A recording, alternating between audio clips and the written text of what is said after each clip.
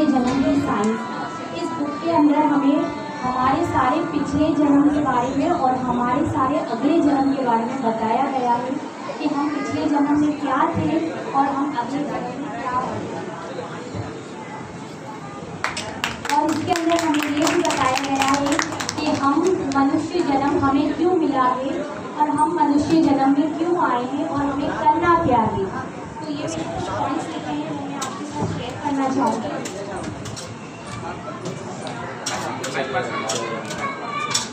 मतलब सिर्फ जैसे कि यहाँ पर बहुत ज़्यादा लोग बायोलॉजी के स्टूडेंट होंगे, उन्हें पता होगा डीएनए और जेनेटिक्स क्या होते हैं।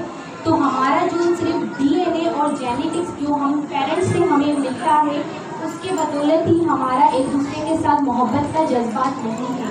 मतलब यहाँ पर हम सब यहाँ पर एकत्रित हुए हैं, यहाँ पर ये बैठकर, तो इसका मतलब ये है कि हम अपने पिछले जन्म में हम सबका एक दूसरे के साथ कोई ना कोई गहरा ताल्लुक रहा है, तभी हम इस जन्म में यहाँ पर मिल रहे हैं और भगवान की भक्ति कर रहे हैं। एक मशहूर साइकेट्रिस्ट हैं जिनका नाम है एल्बर्ट रैंड, जिन्होंने हमें ये बताया है कि उन्होंने अपनी ज़िंदगी का एक अनुभव किया है। उन्होंने कहा कि मैंने अपनी पूरी ज़िंदगी वेस्ट कर दी सिर्फ एक एटम के लिए, और वो एटम जिसके अंदर कोई ज़िंदगी ही नहीं है। तो उन्होंने अपनी लाइफ से एक बहुत ही डीप मैसेज दिया है हमें कि हमें अपनी लाइफ में इन सब चीज़ों में ज़िंदगी गंवानी नहीं है, बल्कि हमें अपनी लाइफ का लक्ष्य प्राप्त करना है, जो कि है अपने आप को इस जन्म मृत्यु से आज़ाद करके दूसरे जो हमारा धाम है वहाँ जाकर हमें भगवान की भक्ति करनी है। थर्ड पॉइंट ये है कि हमें मरने से पहले हमें 7 मिनट्स दिए जाते हैं, और वो 7 मिनट्स के अंदर हमारी पूरी लाइफ जो हमारी लाइफ है वो वहाँ पर रिपीट होती है, रिपीट टेलीकास्ट होता है। जैसे आप कोई सीरियल वगैरह देखते हैं तो वो 7 मिनट्स लास्ट के हमारे उसके अंदर हमें 7 मिनट्स दिए जाते हैं, जिसके अंदर हमारी पूरी लाइफ रिपीट होती है, और उसमें हमें ये सब चीज़ें दिखाई जाती हैं कि हमने अपनी लाइफ में आखिर किया था। अगर हमने अपनी लाइफ में, और लास्ट के वक्त जो हमारा कॉन्शियसनेस होता है उसी के बदौलत हमें अपना नेक्स्ट जन्म मिलता है। अगर लास्ट के वक्त हमने ये सोचने में लगा दिया कि मैंने फेसबुक पे कोई स्टेटस अपलोड नहीं किया और अब मैं मर रही हूँ, तो आप बिलीव करें आपको नेक्स्ट जन्म ऐसा ही मिलेगा। और ये मैं झूठ नहीं कह रही है, बिल्कुल 100% सच है। फोर्थ पॉइंट है कि जैसे कि हमारा हर साल जो हमारी बॉडी है उसके अंदर चेंजेस आती है। हम बचपन में होते हैं, फिर जवानी आती है, फिर बुढ़ापा आता है, लेकिन जो हमारी आत्मा है वो हमारी सेम ही रहती है, उसमें 1% भी चेंजेस नहीं आते।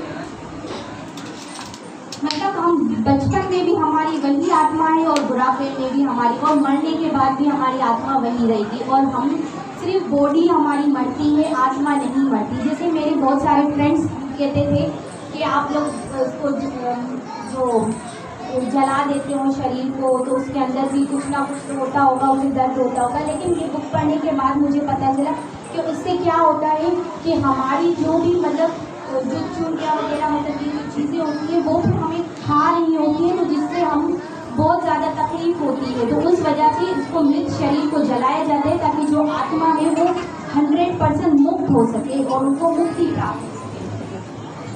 इसके बाद ये हमने बहुत ज़्यादा कॉन्सेप्ट पढ़ा है कि जो हमारी आत्मा होती है उसको मरने के बाद आग में जलाया जाएगा और बहुत ज़्यादा उसको टॉर्चर किया जाएगा।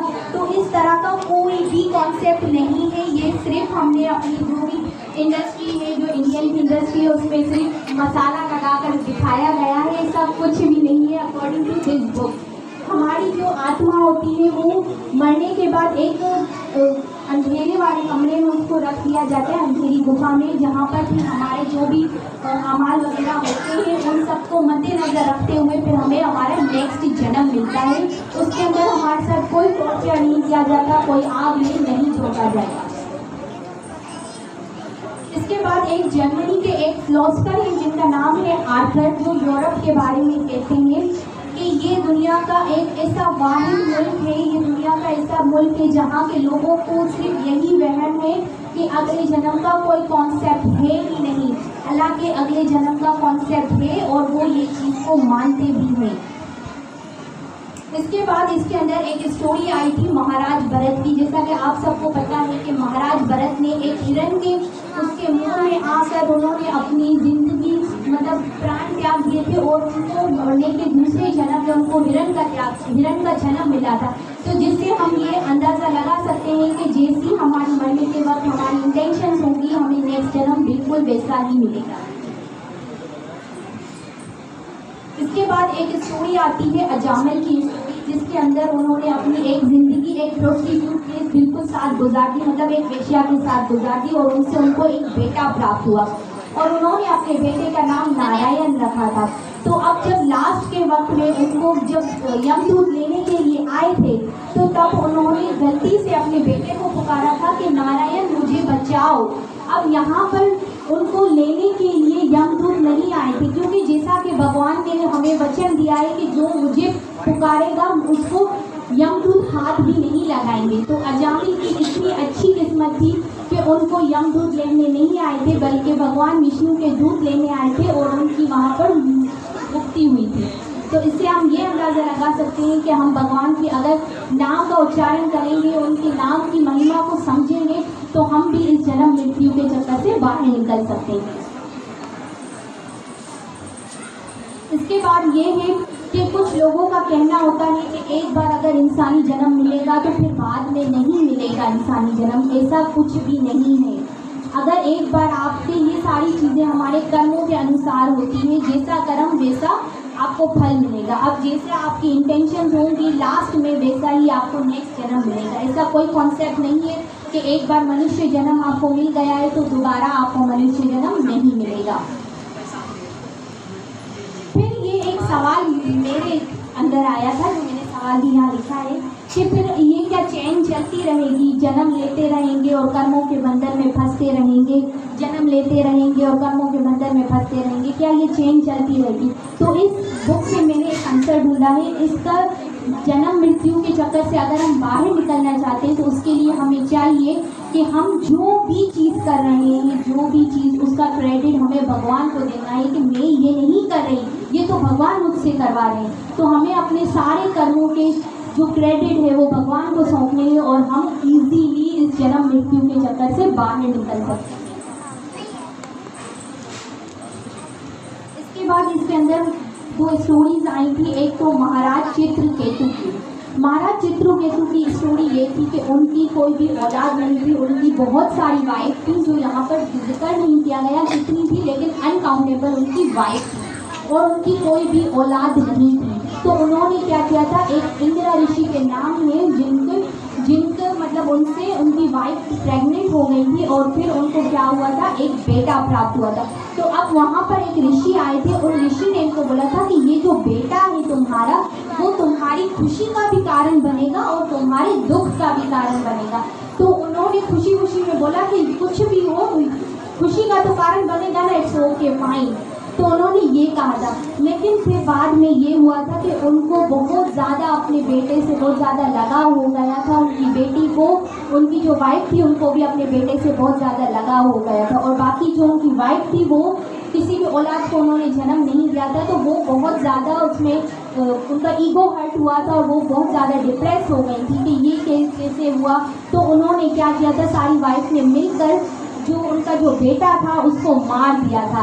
तो जिसकी वजह से उन्होंने क्या किया था कि अपने बेटे के मुंह में वो बहुत ज़्यादा डीप में चले गए थे और सारा अपना जो घर बार वगैरह, जो राज सिंहासन वगैरह सब छोड़ दिया था। और जिसके कारण फिर उनको बाद में बहुत ज़्यादा पछताना पड़ा और उन्होंने कहा कि मैं तो आत्मा हूँ और मेरा मकसद ये सब चीज़ें करने का नहीं है, मैं तो आत्मा हूँ और मुझे परमात्मा को प्राप्त करना है।